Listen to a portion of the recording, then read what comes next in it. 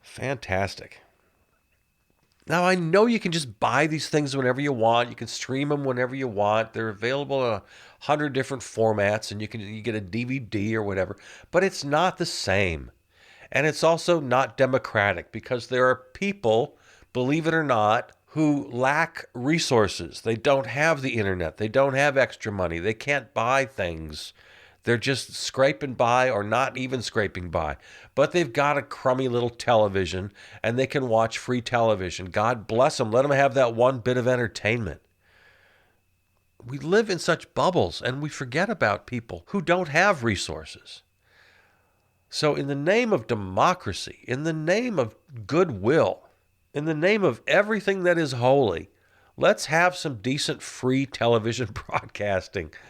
And this right at the top of the list. So that's some wonderful news right there. That's just fantastic. Good for you, PBS. And good for you, all of you outraged citizens. Thank you, citizens. By the way, on the Charlie Brown Thanksgiving special, you'll notice something kind of disturbing. Unless, I don't know, maybe they fixed it. You can digitally fix things. They really ought to fix this if they haven't.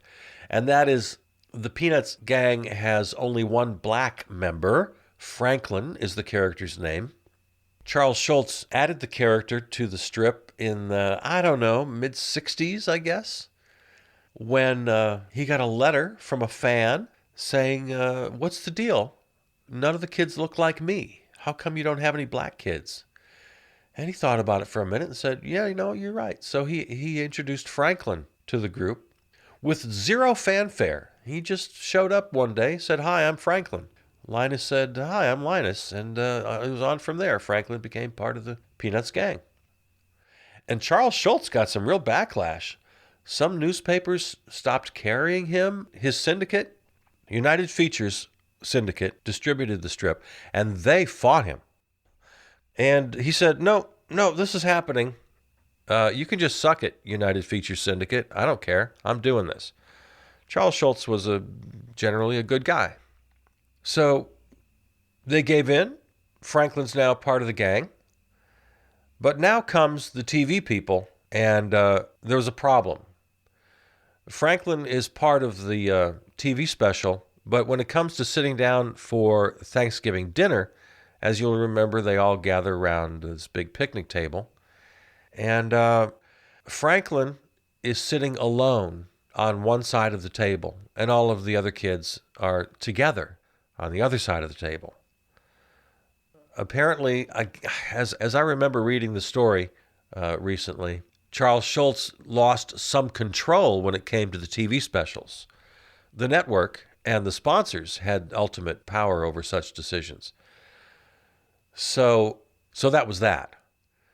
And if I imagine that scene is still in, I would think with digital animation, it's a very easy fix, and it wouldn't harm the artistic integrity of anything. I'm sure the Charles Schulz estate would approve.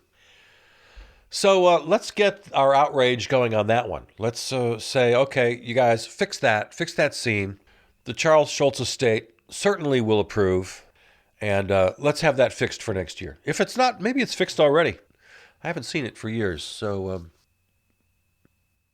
there's another annual Christmas tradition, and that is the movie Holiday Inn, which I really like quite a lot. It's a great movie. Bing Crosby, Fred Astaire.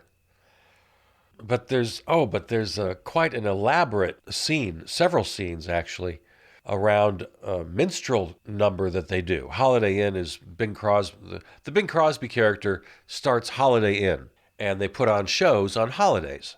And for Lincoln's birthday, they do a big minstrel thing, and everybody's in blackface. Oh my gosh, it's disturbing. And it's not just one little couple of minutes you can cut out. It's an entire scene, and it's integral to the story. Because the Bing character is trying to hide the love interest of the movie from the Fred Astaire character. They're both vying for the affections of the same woman, and Bing wants to hide this woman who's in the big show, wants to hide her from Fred Astaire, so he concocts this little scheme that they'll do the whole number in blackface, and that way she won't be recognized. So that's part of that. That's how that part of the story goes. So it's kind of tough to cut it out of the movie. So if you stream it, or if you rent it, or if you DVD it, or however you get your movies, you're going to see that quite lengthy several scenes where people are in blackface. Lord mercy. Other than that, it's a really good movie. It's very entertaining, and there's great music, and there's, Irving Berlin. And it's the movie where it's the movie that introduced the song White Christmas. I'm dreaming of a white Christmas. Yeah, that's the first time we heard that song. Irving Berlin. So, yes, once again, November 22nd for the Charlie Brown Thanksgiving on PBS, and December 13th for Charlie Brown Christmas on PBS, which should be at the top of your viewing list anyway. PBS is the best thing going. On your radio, it's community radio. You want to go there. You want to go to your community radio station. Nonprofit community radio is the best place to be. Number 2 is NPR. And on television, just put it on PBS and forget everybody else. You don't need them. You got your regular PBS, you got your PBS Kids, you got the World Channel, lots of international stuff, lots of documentaries. The World Channel is fantastic. It's fantastic. You're going to love it. I'm in a little bit of a mood today because this is my last show before the big move. So tomorrow, the truck comes and the furniture goes, and I'm excited. You want to tune in, though, Friday and Monday. I've mentioned a couple times, we're repeating a couple of good shows we've done on de-Trumpification and the fact that the nation is not as divided as everybody else says it is. So 2 really good kind of special programs on Friday, tomorrow, the 20th, and then on Monday, the 23rd. So if you're listening on air, tune in. If you're a subscriber to the podcast, we're going to post them again, so they'll be at the top of your queue. And then live shows again. I'll be back in the new studio. We'll get everything all plugged in and worked out over the weekend. We'll troubleshoot, we'll debug, and make sure everything's working. And we'll talk to you again live on Tuesday, the 24th. Okay. In the news, what else? Oh, hell. All right. Well, here goes my good mood right out the window. We finally reached that 250,000 mark. U.S. coronavirus deaths surpassed 250,000 on Wednesday as the pandemic continued to rage across the nation, threatening to overwhelm healthcare systems. Reading from Politico right now. The milestone, based on a tracker maintained by Johns Hopkins University, came as the nation recorded an average of more than 150,000 cases per day. I remember not that long ago, Anthony Fauci saying if we don't get our act together, we could reach 100,000 cases a day.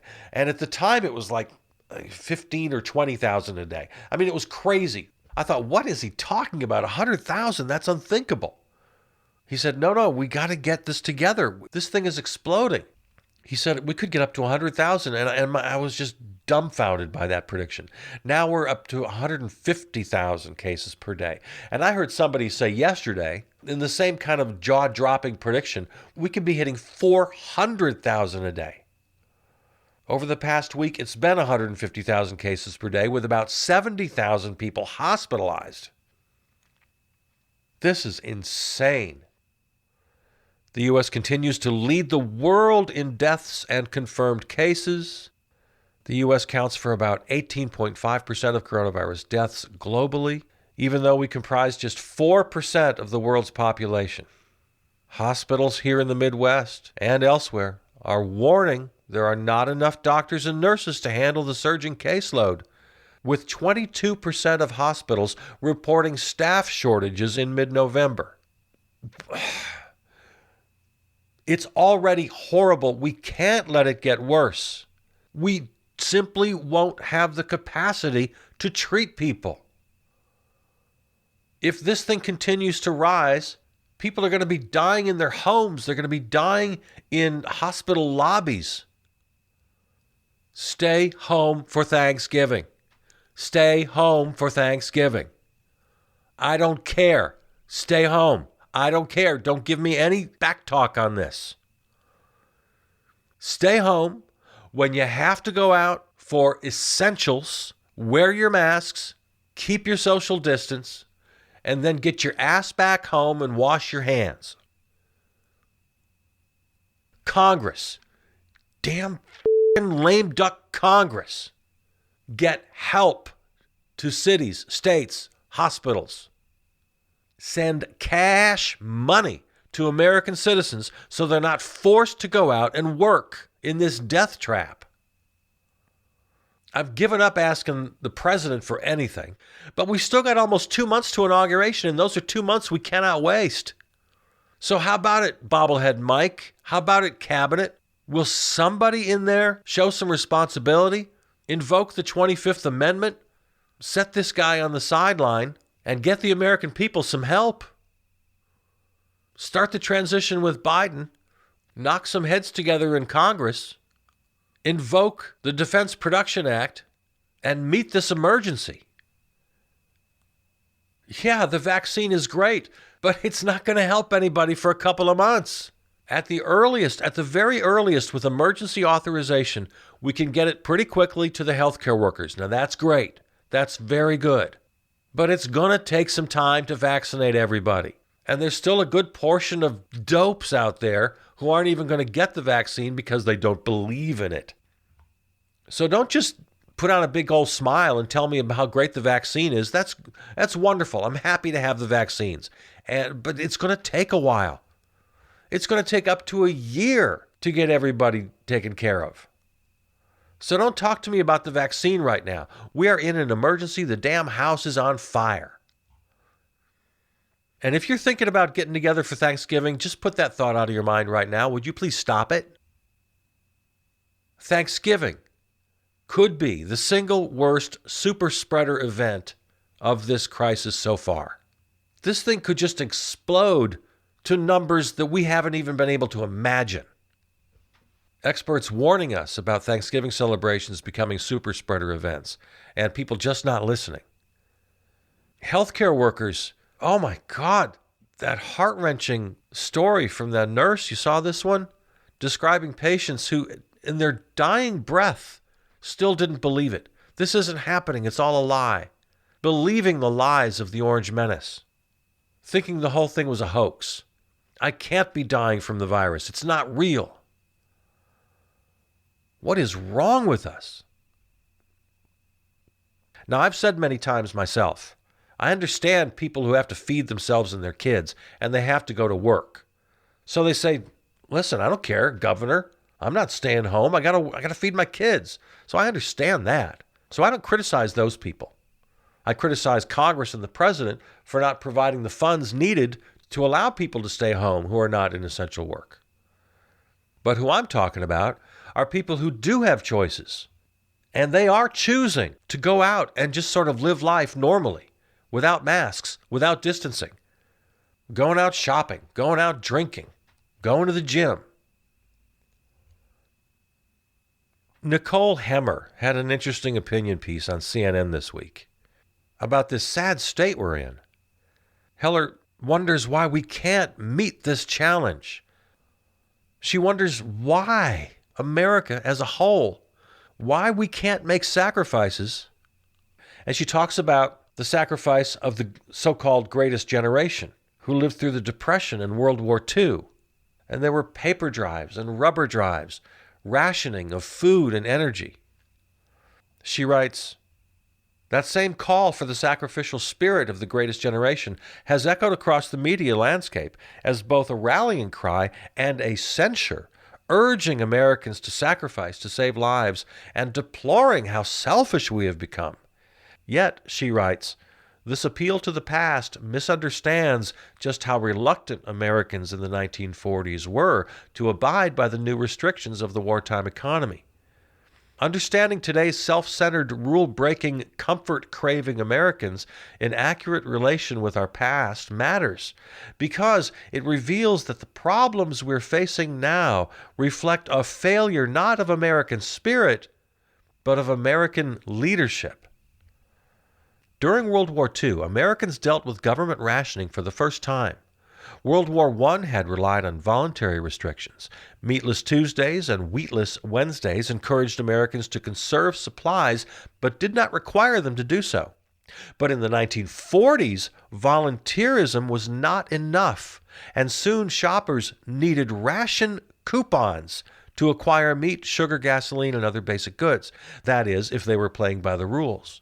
But not everyone was eager to sacrifice. A bustling black market emerged, so robust that an estimated 20% of meat ended up there. Even the legal market was flooded with counterfeit and stolen ration coupons, or coupons used improperly. Hoarding, too, was common, as households with the right resources and connections stocked up whenever goods like butter and sugar could be found. What was true for groceries was true for gasoline. A reporter for Collier's magazine drove across the country without ever dipping into his fuel rations, so easy was it to get bootleg gas. Government officials in charge of rationing were well aware that many Americans wouldn't play by the rules, and so early on decided not to go after individual scofflaws, focusing on black market suppliers instead. She writes, "That's not a knock on Americans, but rather a recognition that personal sacrifice for community benefit is incredibly difficult. We can empathize with those Americans who yearned for creature comforts and chafed against restrictions, who felt they had already sacrificed so much for dangers that seemed so abstract or far away. And we can envy them, too, because while they weren't naturally braver or more restrained or altruistic, they had something Americans today do not: a clear message about common good and shared goals. Instead, we have a president who stopped governing weeks ago, a Republican Senate who refuses to move on relief legislation, and a presidential health advisor who, when asked about Thanksgiving, shrugged and said essentially, "Party like it's your last Thanksgiving ever." Yeah, what she's referring to there is the infamous Scott Atlas, evil Dr. Scott Atlas, who said pretty much that. He said, "Listen, go ahead. Have the family over, have grandma and grandpa over. Might well be their last Thanksgiving, so just everybody's going to die at some point." That's his take. She finishes, "The crisis, it turns out, is not the selfishness of this generation of Americans. It's the selfishness of the administration and its allies in Congress, a moral and political weakness that has already cost hundreds of thousands of lives and will cost many thousands more before the year is through."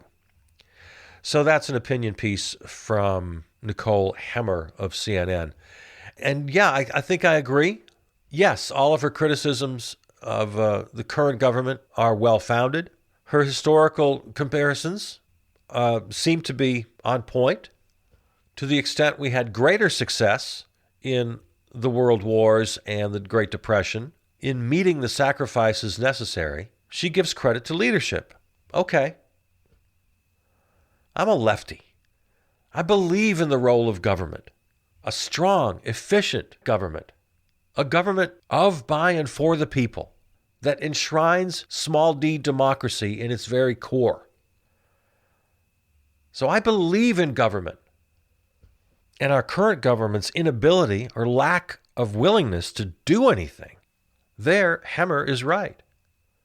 She's probably also right when she concludes that we're not all that different from past generations. We're not more selfish, less altruistic. We're pretty much the same. I keep pointing to the numbers. Pollsters and researchers tell us that 75 to 80% of Americans are pretty much doing the right thing. They understand how dangerous this virus is. They know that it's real. They know it's not a hoax.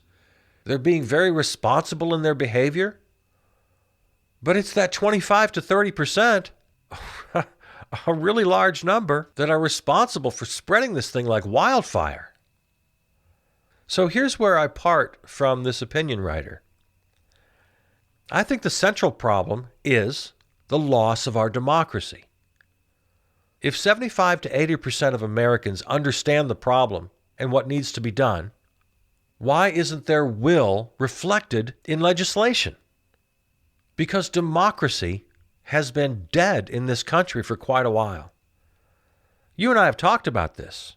COVID-19 is just the latest example of 75 to 80% of Americans understanding what's real, agreeing what needs to be done, and yet Congress is nowhere near reflecting the will of the public. 75 to 80% of Americans should be able to win the day legislatively over the remaining 20-25%, wouldn't you think? If there was any kind of democracy happening in this country, that's our problem. Yeah, see, you guys, this is why I'm a lefty. It's not just a hobby. It's not just fun. It's not just an academic exercise. It's not because I'm a contrarian. I just like to argue with people. It's not because I want to carve out some minority opinion so I can feel special about myself. No, I'm a lefty because I believe in small d democracy. The lack of small d democracy is the source of most or all of our problems. And by some combination of hard work and good luck, we can actually achieve democracy in this country. Only then would we have the ability to meet these problems. But the current problem is growing exponentially as we speak. So we can't wait the months and years it'll take of election reform, economic reform, to achieve some semblance of democracy in this godforsaken country. While we do that, we still have to just shout from the rooftops, demand from our current crop of lawmakers to pass the emergency legislation we need. But I don't want to let us off the hook, especially that 20-25% who's screwing everything up for the rest of us, to continue to beg them to be responsible. Wear a mask. Keep your distance. Wash your hands. Stay home except for essential needs. If you have to work to feed your family, nobody's blaming you for that. Nobody. I'm not. I'm certainly not blaming you for that. You have to go to work to feed your kids. Do it. Be as safe as you can. For those of you who can stay home, stay home. For the love of God, don't do a big family Thanksgiving. There's no safe way to do it. It's a surefire, absolute, in the bank, super spreader. So there's my Thursday. There's my week. I once again invite you to be listening tomorrow. If you listen over the air, we'll be repeating a special log episode, Undivided Nation. And if you're a subscriber to the podcast, we're going to post that again, so it'll be at the top of your queue. Then I want you to have just the greatest weekend. I want you to stay safe. I want you to wear a mask, wash your hands, stay inside when you can. And then on Monday, while we finish up the move and get every patch patched properly, get everything plugged in and working, we're going to play one more special log, and that is our de-Trumpification episode. So same deal. You can hear it on the air Monday, and we'll post it to the top of the queue for you subscribers. And then you and me, I'll talk to you again on Tuesday, November 24th, just a couple days before Thanksgiving. All right. I love you. You know I do. This is The Log. I'm Charles Purcell.